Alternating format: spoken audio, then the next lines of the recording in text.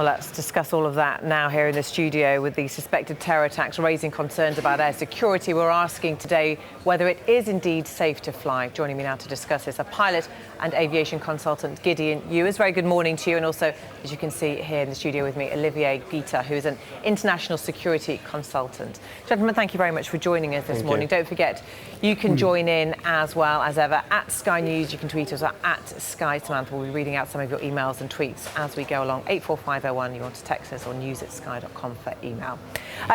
David Gitt, if I could start with you. The Egyptian authorities have said today that the action by the authorities here in the UK to ban all flights to and from Sharm El-Sheikh are premature and unwarranted.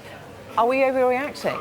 Not really. I mean, remember it happened after Tunisia, where the UK government took a little while to act on what happened in Sousse. I think it's not premature for a couple of reasons. The theory of a bomb planted on the plane is growing credence. Islamic State has a record of not lying about claiming responsibility. There are coincidences that are very troubling. The fact that it happened the day where the Islamic State Sinai branch pledged allegiance to Abu Bakr al-Baghdadi a year ago. A lot of things are pointing towards this, and it makes sense for the UK government to take much more actions to protect their citizens abroad. Gideon Ewers, what do you make of the fact that it is the UK government and the UK government alone that's taken this action? Russia, of course, it was one of their planes which was involved in what we suspect now was a terrorist incident. They're continuing to fly as many planes as ever into Sharm El-Sheikh and out again. Well, quite. I'm a little intrigued as to how the government, UK government, came to the decision they have. They talk about having seen information that no one else has. I'm also a little intrigued at how the intelligence community has come to a decision like this somewhat after the fact. I understand that things may not glue together until something develops. I can't also get away from the fact that there is no supporting evidence as yet, or certainly no supporting evidence in the form of physical evidence on the airframe or the victims that would support the theory so far.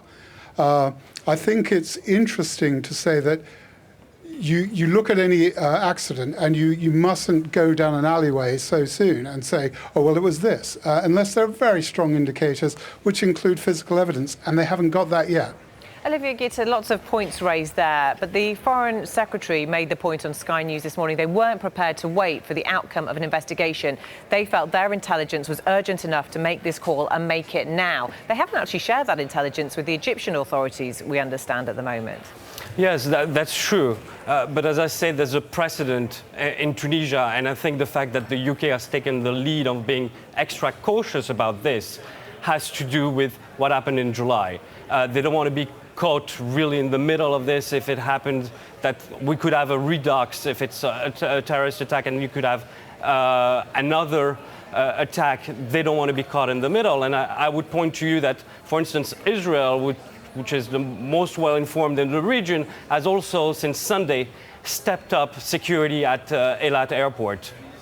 Gideon Ewers, what about the references and the stories that we've heard about security in Sharm El-Sheikh Airport? I just want to read in actually a couple of emails that we've had, because there's some conflicting views from our viewers.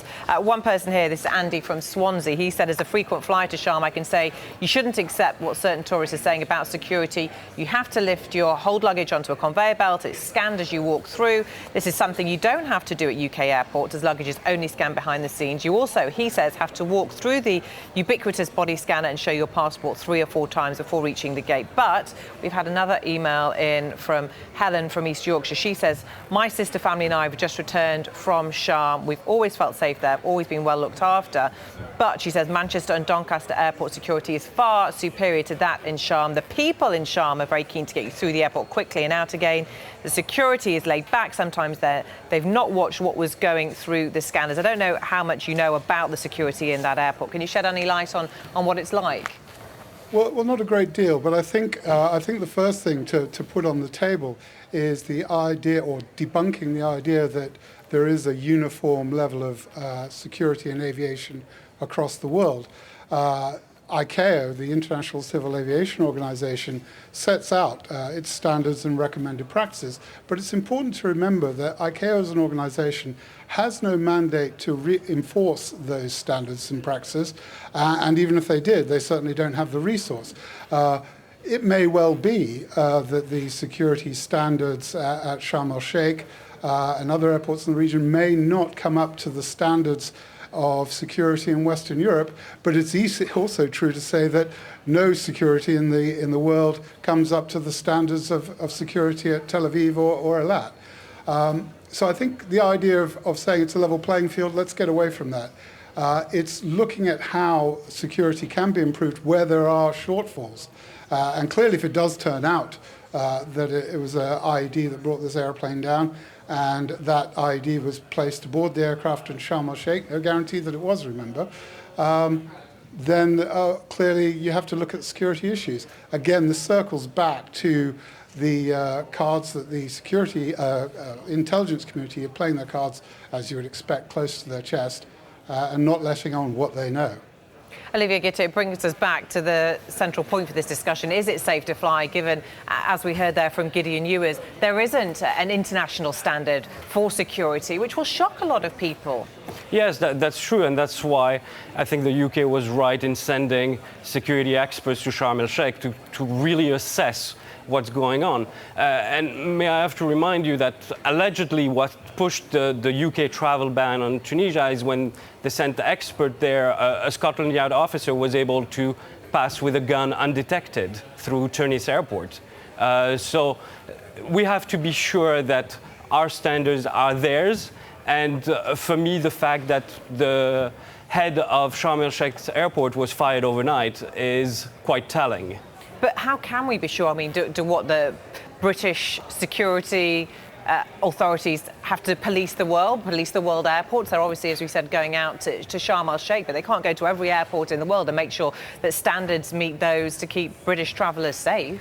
That's very true, and that's why, you know, travel warnings are very important to let people know that they should be on the lookout in certain airports around the world. There's so much we can do, but in this case, if you have 20,000 of your citizens stranded in a single place, it's your duty to go and make sure that they're going to be safe. But how do we know that we're going to be safe? What do we do to protect ourselves? You know, we can't, you know, be responsible for security on every plane that we get onto. So what should we be doing to ensure that where we travel to is safe?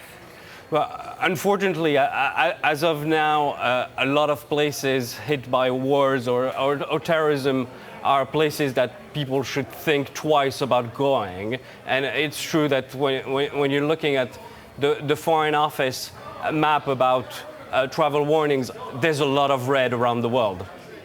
What would you say, Gideon, you as a pilot and someone involved in the airline industry, what advice would you give to people out there who are watching, not just in their hotel rooms in Sharm el-Sheikh, wondering when on earth they're going to be able to get home, but planning a bit of winter sun? Where do we go? How do we know where is safe? Well, I think that's the million-pound question. We can't even guarantee 100% that airports in the UK are 100% secure. Let's not forget, it wasn't that many years ago that the IRA were able to lob mortars into the roof of Terminal 4. The Pan Am 103 aircraft transited, and that IED transited through Heathrow's security system. Okay, it's been upgraded a lot since those days. But nevertheless, even though airports are incredibly difficult things to secure perfectly, you can't. It's about making a risk assessment of how much you can do reasonably. Of course, we live in a time of where terrorists are more determined than ever. They don't care about getting away with it. Olivier Gitte, is the world shrinking?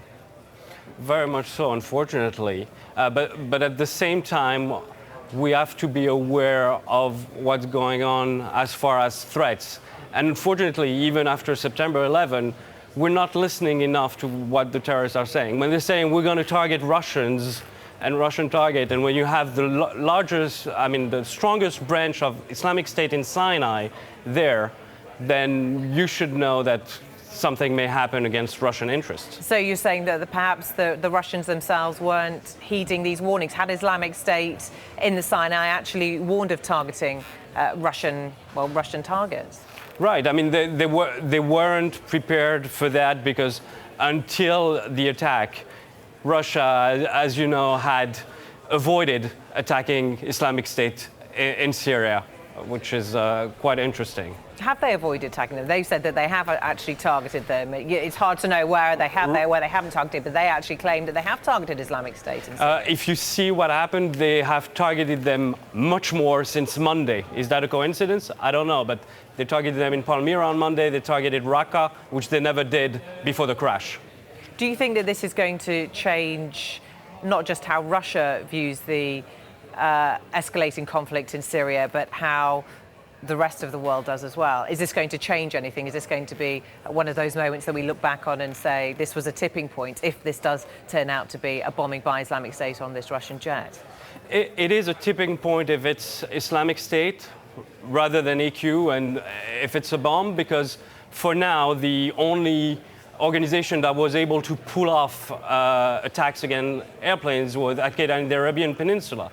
The fact that Islamic State is possibly behind this attack, if it was an attack, then changes the whole dynamics because of the sheer numbers of people they have in many countries around the world. And that makes it also, as Gideon mentioned, a problem for the UK, France and the US in light of the number of Western recruits going into Syria and Iraq. Okay, Olivier Guita, Gideon Ewers, thank you very much for joining us this morning. Thank you. Thank you. Thank you.